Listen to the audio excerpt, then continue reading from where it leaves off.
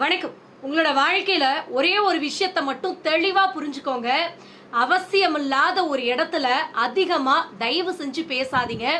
ஒருவேளை அந்த மாதிரி நீங்க பேசுனீங்கன்னு வச்சுக்கோங்களேன், சில நேரத்துல சில இடத்துல உங்களுக்கு அவசியமான தூக்கத்தையும் அவசியமான நிம்மதியையும் அந்த இடத்துல இழக்கக்கூடிய ஒரு சூழ்நிலை கண்டிப்பா வரும்.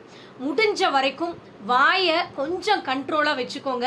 அவசியமில்லாத பேசுறத குறைச்சிக்கோங்க. அப்படி குறைச்சிக்கிட்டீங்கன்னாவே இங்க நிறைய பிரச்சனைகள்ல இருந்து நீங்க ஈஸியா விலகி வந்துடலாம் அப்படிங்கிறது தான் உண்மை. உங்களுடைய திறமைகளை என்னைக்குமே மெருகேற்றி அதை நீங்களே அதுக்கான மதிப்பை உயர்த்திக்கோங்க. ஏன் இதை நான் சொல்றேன்னு கேட்டீங்கன்னா, ரூபாய் நோட்டுகளாக மாற்றப்படாத உங்களுடைய திறமைக்கு என்னைக்குமே மதிப்பு கிடையாது. நீ எவ்வளோ பெரிய திறமைசாலியா கூட இருந்துட்டு போங்க, எவ்வளோ பெரிய பாடகரா இருங்க, டான்ஸரா இருங்க, எப்படி வேணாலும் இருந்துட்டு போங்க. ஆனா அதனால உங்களால சம்பாதிக்க முடியல அப்படின்னா உங்களை சுத்தி இருக்கிறவங்க உங்களுடைய திறமைய ஒரு நாளும் பாராட்ட மாட்டாங்க. ஸோ இங்க பணம் தான் எல்லாம் அப்படிங்கிறத புரிஞ்சுக்கோங்க. உங்களுடைய திறமையை வச்சு வாழ்க்கையில முன்னேறதுக்கு முயற்சி பண்ணுங்க. இங்க நிகழ்காலத்தை வச்சு ஒருத்தருடைய எதிர்காலத்தை என்னைக்குமே தீர்மானிச்சிடாதீங்க. ஏன்னா இந்த காலம் இருக்கு பாத்தீங்களா, இந்த காலத்தால கரித்துண்டை கூட கண்ணாடியா மாற்ற முடியும், கரித்துண்டை கூட வைரமா மாற்ற முடியும். நல்லா ஞாபகம் வச்சுக்கோங்க. ஒரு ஒண்ணுமே ஆவாத ஒரு கண்ணாடி துண்டை கூட வைரம் அப்படின்னு எல்லாத்தாலையும் நம்ப வைக்க முடியும். ஸோ முடிஞ்ச வரைக்கும் இன்னைக்கு இவங்க இப்படி இருக்காங்க அப்படின்னா நாளைக்கும் இதே மாதிரி தான் இருப்பாங்க அப்படிங்கிற கண்ணோட்டத்தை மாத்திக்கோங்க. நீங்க நம்பினவங்க உங்ககிட்ட நல்லா நடிக்கிறாங்க அப்படின்னு உங்களுக்கு தெரிஞ்சிருச்சுன்னு வச்சுக்கோங்களேன், தயவு செஞ்சு சொல்றேன், நீங்க அவங்க எப்படி நடிக்கிறாங்களோ அதை ஏத்துக்கிற மாதிரி நீங்களும் நடிங்க. ஒருவேளை நீங்க அவங்க நடிக்கிறாங்கன்னு உங்களுக்கு தெரிஞ்சிருச்சுன்னு அவங்க அதை கண்டுபிடிச்சிட்டாங்கன்னு வச்சுக்கோங்களேன், உங்களை ஏமாத்துறதுக்காக வேற ஒரு வழியை தேடிக்கிட்டு இருப்பாங்க. முடிஞ்ச வரைக்கும் உங்களை கோமாளின்னு நினைக்கிறாங்கன்னு வச்சுக்கோங்களேன், நீங்க கோமாளியா இருக்கிறதுல தப்பே கிடையாதுங்க. ஏமாளியா நடிக்கிறதுலயும் தப்பு கிடையாது. உண்மையா நீங்க ஏமாந்து போனீங்கன்னா அதுதான் தப்பு. புரிஞ்சு நடந்துக்கோங்க. இங்க பால் மட்டும் சுத்தமா இருந்தா போதாதுங்க, நம்ம அந்த பாத்திரம் இருக்கு பாத்தீங்களா, அந்த பாத்திரமும் சுத்தமா இருக்கணும். அப்பதான் அந்த பால் கெட்டு போகாம இருக்கும். அதே மாதிரி நீங்க சுத்தமா நல்லவங்களா அன்பானவங்களா இருந்தா மட்டும் போதாது. நீங்க நேசிக்கக்கூடிய ஒருத்தவங்களும் உண்மையா உங்க மேல நேசிக்கக்கூடிய அந்த அன்போட பாசத்தோட இருக்கணும்.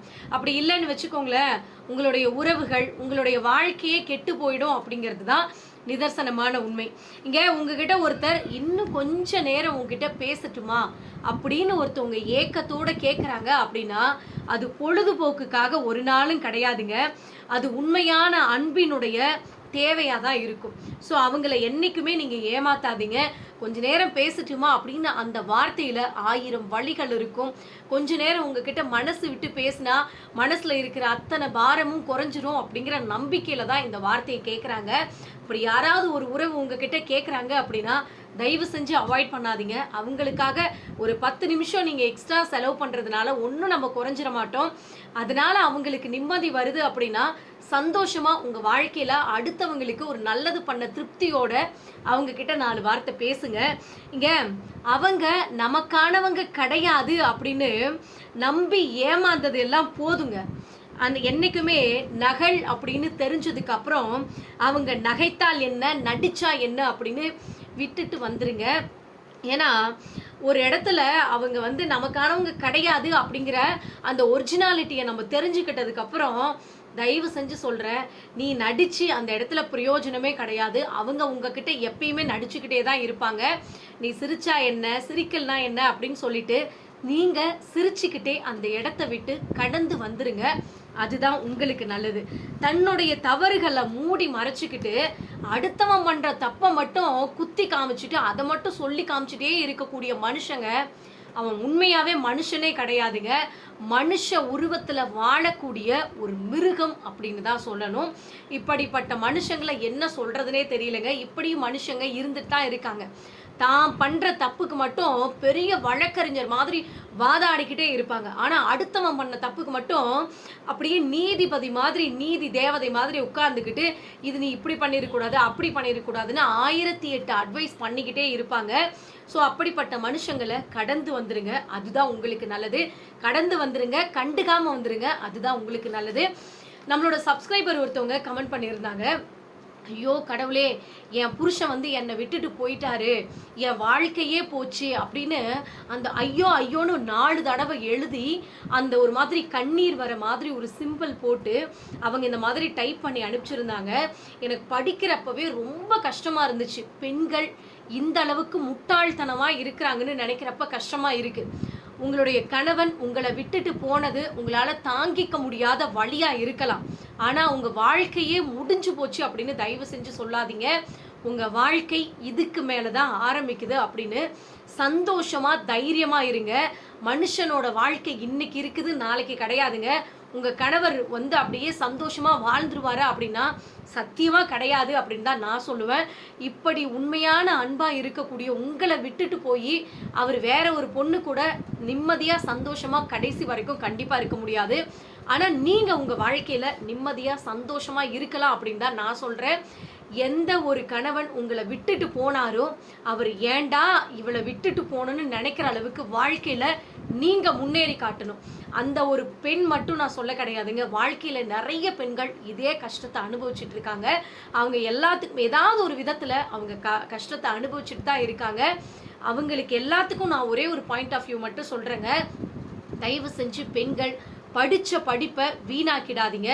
படிக்காத பெண்கள் கூட இன்னைக்கு எவ்வளவோ சாதனை பண்ணிட்டு இருக்காங்க. உங்க வாழ்க்கையில நீங்க பெருசா சாதனை பண்ணலனாலும் பரவாயில்லைங்க. உங்க வாழ்க்கைய நீங்க உயர்த்திக்கோங்க, சந்தோஷமா இருங்க. நீங்க நல்லா சம்பாதிங்க, ஏதாவது ஒரு வேலைக்கு போங்க, உங்க திறமையை டெவலப் பண்ணிக்கோங்க. உங்களோட ஃபீல்டுல நீங்க பெருசா வரணும் அப்படின்னு உங்களுக்கான முயற்சி நீங்க பண்ணுங்க. நீங்க சம்பாதிக்காத வரைக்கும் அடுத்தவங்களுக்கு நீங்க அடிமையாதான் இருக்கணும்.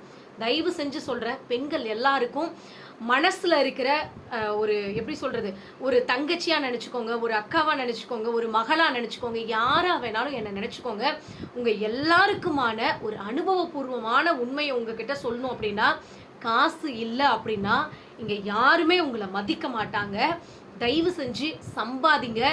எல்லாம் நிறைய சம்பாதிக்கணும் அப்படின்னு அவசியம் கிடையாதுங்க. உங்களால முடிஞ்ச அளவுக்கு நீங்க சம்பாதிங்க. அடுத்தவங்க கையை எதிர்பார்க்காதீங்க. உங்க கையில 10 ரூபா வச்சுக்கிட்டு நீங்க செலவு பண்ணி பாருங்க. உங்களுக்கான செல்ஃப் ரெஸ்பெக்ட் என்னைக்குமே குறையாது. நீங்க யாருக்கிட்டையும் கையேந்தி 10 ரூபா வாங்கணும்னு அவசியமே கிடையாது. தயவு செஞ்சு சொல்றேன், பெண்கள் இன்னும் முட்டாள்தனமா இருக்காதீங்க. அவங்க என்னை விட்டுட்டு போனதுனால என் வாழ்க்கையே போயிடும் அப்படின்னு எந்த சூழ்நிலையிலையும் யாரையும் எதிர்பார்த்து மட்டும் நிக்காதீங்க. உங்க வாழ்க்கையில உங்களை விட உங்களுக்கு துணை யாருமே கிடையாது அப்படிங்கிறத புரிஞ்சுக்கோங்க. இந்த வீடியோ பதிவு உங்களுக்கு பயனுள்ளதா இருக்கு அப்படின்னா மறக்காம கமெண்ட் பண்ணுங்க. நன்றி, வணக்கம்.